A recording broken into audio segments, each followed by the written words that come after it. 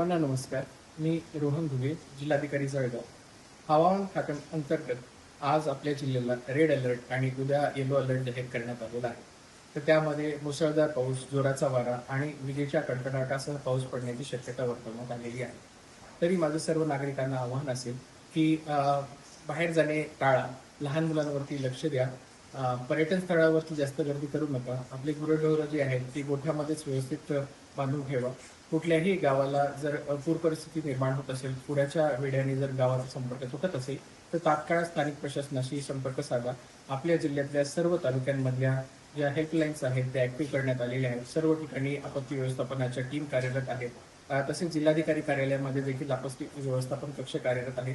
तिथे संपर्क साधा आणि कुठल्याही परिस्थितीमध्ये काहीही प्रशासनाची मदत लागत असेल तर तात्काळ